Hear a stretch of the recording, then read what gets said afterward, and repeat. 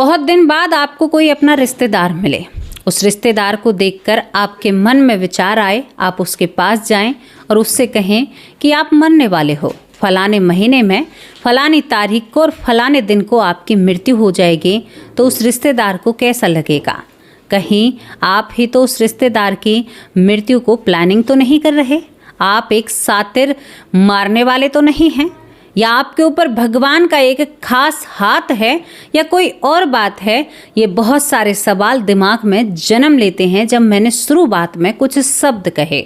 अब आपके मन में भी ये बातें चल रही होंगी, लेकिन जब इस व्यक्ति की हकीकत या इसकी सच्चाई जब आप जानोगे तो आपकी रूह कांप जाएगी। दोस्तों, इस घटना में प्यार भी है, धोखा भी है, हवस भी है, चालाकियां भी हैं, रिश्तों को तार तार भी किया गया है और रिश्तों के साथ गद्दारी भी की गई है और एक हर रिश्ते को रौंदा गया है।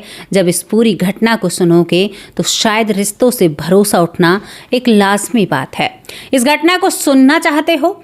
शुरुआत करेंगे इस घटना की यहाँ पर राजस्थान के सीकर हाईवे से। दोस्तों, एक हाईवे होता है और हाईवे के किनारे एक व्यक्ति का एक मृत शरीर पड़ा हुआ है। जाने आने वाले लोगों ने वहां पर देखा। तारीख होती है यहाँ पर 6 नवंबर 2018 की बात आप लोगों से मैं कर रही हूँ। इस दिन जब आने जाने वाले लोग देखते हैं कि यहाँ पर कोई मृत पड़ा हुआ है तो उन्हें बेचैनी होने लगती है। जब उन्हें बेचैनी होती है, कुछ लोग कहते हैं कि देखो, इंसानों की मृत्यु अब कुत्ते बिल्ली जैसी होने लगी है। पुलिस के बाद पास फोन किया जाता है। सीकर जो पुलिस होती है दोस्तों, वहाँ पर पुलिस तुरंत आती है, उस सब को अपने कब्जे में लेती है, सबके फोटो खींचते हैं, वहां पर पूरी तहकीकात की जाती है। इस मरे हुए शरीर को पुलिस चौकी ले जाया जाता है, इसको हॉस्पिटल में भी पोस्टमार्टम कराया जाता है, बहुत जरूरी जांचें की जाती हैं, इसका डीएनए भी किया जाता है, बहुत सारी चीजें करी जाती हैं, बहुत सारे अखबार और इश्तिहार छपवाए जाते हैं और कई बार पोस्टर भी लगवाए जाते हैं, ऑनलाइन भी इसके बारे में कुछ खबरें दी जाती हैं। लेकिन 10 दिन बीत चुके थे और इस मरे हुए शरीर को या मृत शरीर को या बॉडी को कोई भी लेने के लिए नहीं आया था।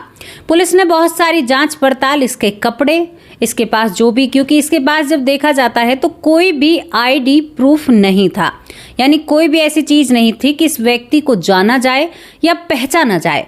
दोस्तों, यहाँ पर जब देखते हैं 12 से 13 दिन हो जाते हैं, अब तक भी कोई नहीं मिला है, तो पुलिस इसका पंचनामा करके, यानी पुलिस इसको एक लावारिस शरीर के रूप में देखती है और इसका अंतिम संस्कार कर देती है। अंतिम संस्कार जब हो जाता है तो इसकी जो फाइल थी या जो केस था वो बंद हो जाता है कि भाई अब इंसान कोई आया नहीं और कोई इसे जानता नहीं है। धीरे धीरे वक्त बीतता है। अब 10 महीने बीत जाते हैं।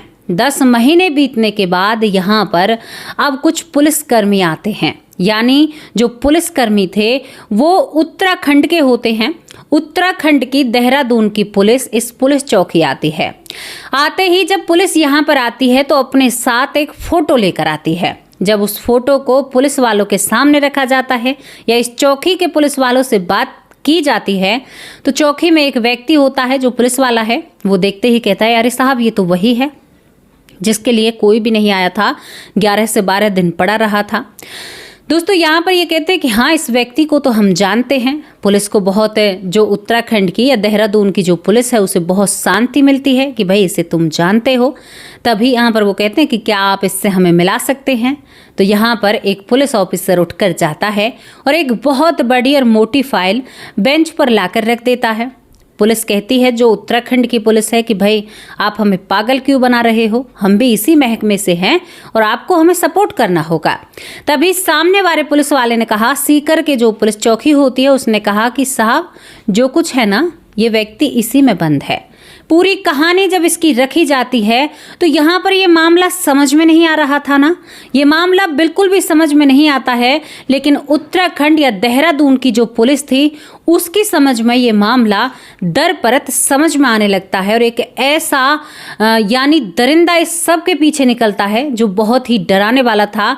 क्योंकि जिसको पुलिस ढूंढ रही थी, अब जो उत्तराखंड की पुलिस होती है, ये जो सब था, ये जो व्यक्ति मिला था सीकर हाईवे पर, इसके घर वालों को बुलाती है क्योंकि वो उत्तराखंड की पुलिस उन्हें जानती थी।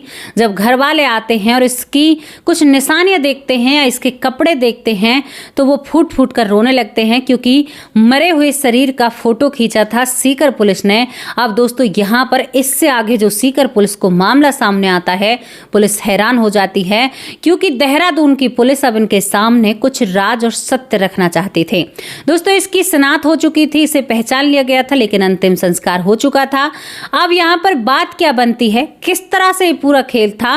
दरअसल इस कहानी को और भी अच्छे से जानने के लिए हमें देहरादून जाना होगा। देहरादून में एक यहाँ पर अशोक नाम का लड़का रहता है। दोस्तों जो अशोक नाम का लड़का है, अशोक नाम के लड़के का ये व्यक्ति जो मृत पाया गया था यहाँ पर सीकर के हाईवे पर, इसका नाम अजय होता है। अजय इसकी भुआ का लड़का था। यानी अशोक एक कंपनी में नौकरी करता है, अच्छा खासा पैसे कमाता है, और इसकी भुआ का लड़का अजय होता है। अशोक जहां पर रहता है वहां पर एक महिला, एक लड़की खूबसूरत सी पार्लर का काम करती है, तो वो इस लड़की से प्रेम करने लगता है। दोस्तों यहाँ पर ये दोनों, उस लड़की का नाम जो पार्लर चलाती है अशोक के सामने यानी घर के सामने, उसका नाम कामना होता है। कामना और अशोक एक दूसरे से प्रेम करने लगते हैं। इस प्रेम को पहले इजाजत नहीं मिलती है, लेकिन फिर इस प्रेम की शादी हो जाती है, यानी इन दोनों की शादी कर दी जाती है। शादी के बाद क्या होता है कि ये दोनों साथ रहने लगते हैं, बिजनेस को आगे बढ़ाना चाहते हैं। अब ये जो दोनों पति पत्नी हैं, यहाँ पर कामना और अशोक, दोनों जने एक बहुत बड़ा 90 लाख का लोन लेते हैं। 90 लाख का लोन लेने के बाद अपने बिजनेस में उसको खर्च करते हैं कि हमारा बिजनेस आगे बढ़ेगा। दोस्तों दूसरी तरफ इस अजय की बात आपको बताऊं, अजय एक बहुत बड़ा नशेड़ी और जुआरी और बहुत ही एक ऐसा इंसान था कि हर ऐब इसके अंदर था। इसने इन्हीं चीजों के चलते एक व्यक्ति को जान से मार दिया था। वहाँ पर इसकी तारीखें लग रही थी, तो इसकी जो माँ होती है, इसने अपने भाई के लड़के के पास, यानी जो अशोक होता है उसके पास इस अजय को भेज दिया था, जो बिल्कुल नशे का आदी था। लेकिन ये अब उस किसी व्यक्ति को मारने के बाद ये अपने आप को सुधार लेता है, और अब इसमें बहुत सारे बदलाव थे जो अजय होता है। दोस्तों अजय जब यहाँ पर आता है तो अशोक जो होता है अजय को दूसरा घर दिलाता है और कहता है कि यहीं पर मैं तेरा ख्याल रखूंगा, यानी थोड़ी दूर, अपने घर से काफी दूर होता है और दूसरी जगह इसके लिए जगह ले लेता है। दोस्तों धीरे धीरे वक्त बीत रहा था, उधर प्रेम कहानी परवान चढ़ रही थी, यानी दोनों पति पत्नी के बीच में एक अच्छा खासा रिश्ता और प्यार बन रहा था। इसी बीच में इनको एक बेटी पैदा होती है जो अशोक और कामना होती है। कामना लोन भरने में थोड़ी सी, क्योंकि कामना के नाम 50 लाख का लोन था, बाकी का जो बचा हुआ था वो अशोक के नाम था। अब जिस एजेंट ने इनका लोन कराया था, दोस्तों जिस एजेंट ने, बैंक के एजेंट ने इनका लोन कराया था, वो इनके घर पर आता जाता है। तो कामना को कई बार अशोक देखता है कि वो उससे बहुत ज़्यादा बातें करती है। लोन भी हो गया लेकिन नंबर फ़ोन में है और बातचीत करती है। जब ये सब कुछ अशोक देखता है तो उसके मन में एक विचार आता है कि मेरी पत्नी गैर चलन हो चुकी है, वो शायद गलत रास्ता चुन रही है, वो किसी और को चाहती है और मुझे धोखा देने वाली है। अब दोस्तों ये मन की उपज थी या कामना सच में ही उस एजेंट से बात करती थी या प्यार करती थी। लेकिन एक दिन यहाँ पर जो अशोक होता है अपनी आंखों से कामना को उस व्यक्ति के साथ देख लेता है जो एजेंट होता है, तो उसका जो शक था वो यकीन में बदल जाता है। अब वो शराब का सेवन करता है और पत्नी को भली बुरी गालियां देने लगता है, कि बहुत गंदी गंदी गालियां देता है और कहता है कि मेरी आंखों में धूल झोंक रही है, पहले मुझसे प्यार किया, मेरे नाम की बेटी करी और अब ये सब कुछ कर रही है।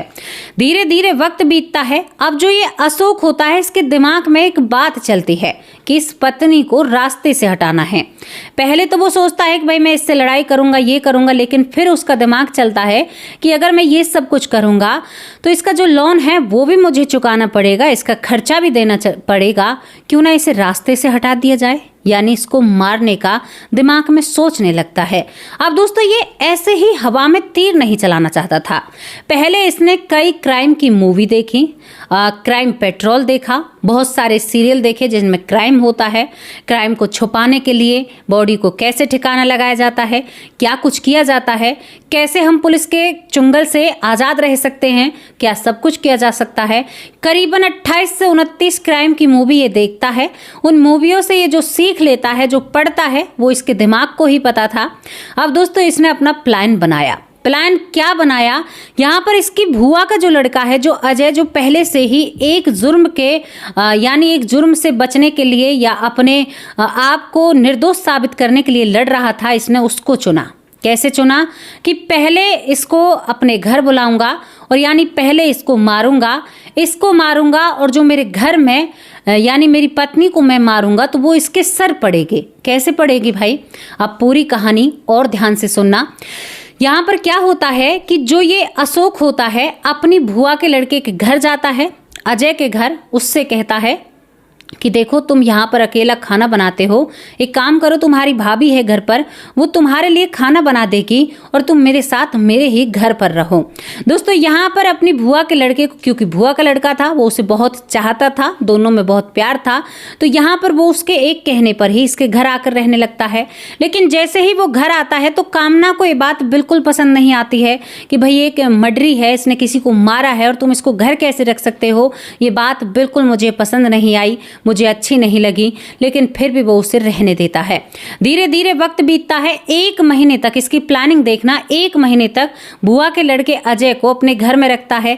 अब एक दिन अचानक से कहता है कि मेरी पत्नी तुमसे खुश नहीं है, तुम एक घर छोड़कर अपने ही जगह पर जाओ, क्योंकि ये बहुत परेशान रहती है और हर रोज हमारे घर में लड़ाइयाँ होती हैं। अब इसे ये वहां पर भेज देता है। दोस्तों इसके बाद यहाँ पर ये क्या करता है, इसकी जन्मदिन पर इसने तय किया था कि मैं सब कुछ करूंगा। अब इसका जन्मदिन आता है और जन्मदिन पर अपने 3 अन्य दोस्तों को बुलाता है, भुआ के लड़के अजय को बुलाता है और पत्नी पहले से ही घर पर थी और बेटी होती है। इसके बाद दोस्तों जन्मदिन छत पर मन रहा था। यहाँ पर जो कामना थी वो नीचे थी, ऊपर बहुत शराब पीते हैं और इसके बाद जो अशोक है वो कहता है कि अजय को ले जाओ और ये जगह बताता है, सीकर जो हाईवे है यानी सीकर पहुँचते राजस्थान के, यानी वहाँ पर इसको ठिकाने लगाओ। ये जगह भी पहले ही तय कर लेता है। जो 3 दोस्त थे इसके कहने पर उस लड़के को ले जाते हैं, जो इसकी भुआ का लड़का था, उसे ले जाकर वहां पर उसके गले पर हाथ रखते हैं और उसको बड़ी बेरहमी से इस दुनिया से दूर भेज दिया था। दोस्तों जब वो इस दुनिया से दूर चला जाता है, वहां पर उसका शरीर पड़ा हुआ होता है। अब बारी थी यहाँ पर जो अशोक है इसकी पत्नी की, यानी कामना की बारी थी। कामना की बारी जब होती है तो यहाँ पर एकदम से कामना मर जाती है, कामना को शूट किया जाता है, वहाँ पर भीड़ होती है। भीड़ होने के बाद यहाँ पर कामना को किसने मारा, क्योंकि जो अशोक होता है, अशोक के भी पेट में गोली लगी थी। दोस्तों यहाँ पर पुलिस को बुलाया जाता है। पुलिस जब यहाँ पर आती है तो सारी चीज़ें देखती है। कामना जो थी उसके सर में किसी ने गोली से वार किया, अशोक जो होता है उसके पेट में किसी ने शूट किया। अशोक को अस्पताल पहुंचाया जाता है। जो बच्ची थी वो बिल्कुल सेफ थी। जब हॉस्पिटल पहुंचाया जाता है, हॉस्पिटल में जब अशोक के बयान लिए जाते हैं तो अशोक एक कहानी पुलिस वालों के सामने रखता है। कहता है कि साहब मेरी भुआ का लड़का है जिसका नाम अजय है, बहुत ही शराब और कबाब यानी बहुत ही नशे का आदी है। मेरी पत्नी उसे बिल्कुल भी पसंद नहीं करती थी। मैंने उसे अपने घर में रखा, मेरी पत्नी ने उसको धमकाकर घर से बाहर निकाला, तो वो इसी बात पर गुस्सा होकर एक दिन बंदूक लेकर आता है, यानी मारने से एक दिन पहले, और पहले मेरी पत्नी को मारता है। जब मैं अपनी पत्नी को बचाने के लिए, क्योंकि मैं रसोई में था, 11:30 बज रहे थे, जब मैं अपनी पत्नी को बचाने के लिए जाता हूँ तो मुझ पर भी वो वार करता है और वहाँ से फरार हो जाता है। दोस्तों सीधा सीधा पुलिस वालों को गुमराह कर दिया गया था। अब यहाँ पर जब पड़ोसियों से पूछताछ की जाती है तो सबको पता था कि जो अजय है वो नशा किया करता था और उसने किसी व्यक्ति को मारा भी है। और ये भी सबको पता था कि यहाँ पर अशोक की जो पत्नी है कामना, वो यहाँ पर अजय को बिल्कुल भी पसंद नहीं करती थी। और ये भी सबको पता था कि 1 महीने के लिए अजय इनके घर पर रहा था। एक इंसान का दिमाग देखिए आप। अब पुलिस जहाँ से शुरू करती है, क्योंकि कहीं पर भी अजय का कोई अता पता नहीं। दोस्तों अजय वहाँ पुलिस चौकी के अंदर पड़ा हुआ था जिसकी तलाश चल रही थी। यही मामला सब कुछ चलता रहता है और इस मामले के चलते 10 महीने निकल जाते हैं। 10 महीने तक पुलिस के हाथ कुछ भी नहीं लगता है।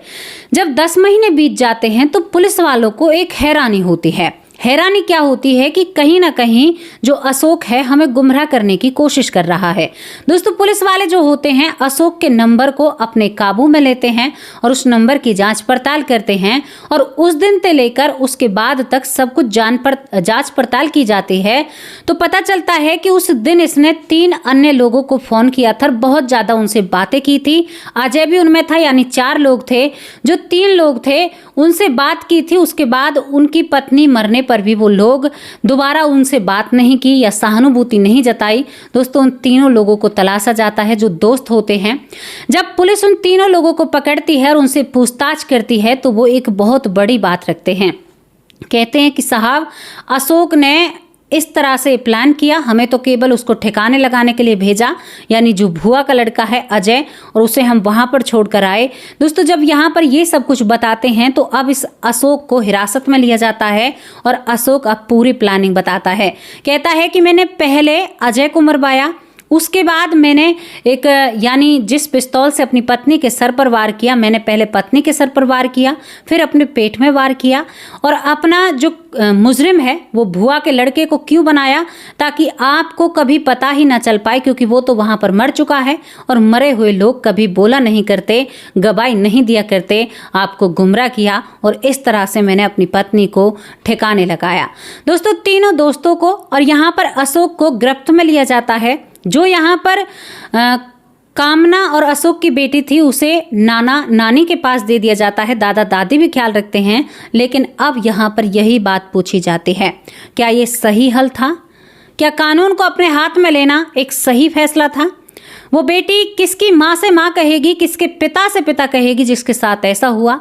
एक व्यक्ति जो अपने ही बुआ के लड़के की प्लानिंग करता है कि इसको उस दिन मारना है, मेरे जन्मदिन वाले दिन मुझे इनको मारना है, और मार भी दिया, पत्नी को भी मार दिया और अपने बुआ के लड़के को भी मार दिया।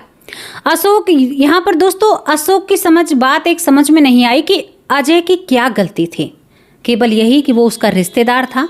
तो सोच लीजिए, कभी कहाँ किसी की नीयत आपके ऊपर खराब हो जाए और आपको कोई कब टैं बोल दे। सबसे सावधान रहिए, सुरक्षित रहिए, अपने आप को सेफ रखिए। इन बातों को सुनकर बहुत तकलीफ और दुख होता है कि ऐसा क्यों हो गया, ऐसा किस लिए हो गया। समझ से परे होती हैं ये बातें। दोस्तों, पुलिस इसी तहकीकात में इस सीकरी थाने में आई थी जहां पर 10 महीने पहले इस अजय के शरीर को अंतिम संस्कार कर दिया गया था। जब वो सीकरी आती है तो पूरी कहानी पुलिस वाले सीकर पुलिस के सामने रखते हैं, जो पुलिस यहाँ पर देहरादून की होती है। जब पूरी घटना रखते हैं तो पुलिस वाले कहते हैं कि मुजरिम किस हद तक गिरेंगे ये नहीं पता, कौन कब किस रूप में आ जाए ये भी नहीं पता। एक ऐसी बिना देखने वाली दुनिया बन रही है, लोग किसी को कुछ समझते ही नहीं हैं। तो दोस्तों, ये प्यार और धोखा और प्रेम ये कभी भी आपको एक आज़ादी और ऊंचाई की ज़िंदगी नहीं देंगे। ये हमेशा आपको बुरा और आपके साथ कुछ भी हो सकता है अगर आप कुछ गलत कर रहे हैं। कैसी लगी ये घटना? बहुत दुखदार घटना थी, निंदनीय घटना थी। आपकी जो भी राय है अपनी राय कमेंट बॉक्स में लिखकर ज़रूर भेजना। अब आप लोगों से विदा लेती हूँ, कल हाजिर होंगे एक सच्ची और अच्छी स्टोरी के साथ। तब तक के लिए नमस्कार, जय हिंद, जय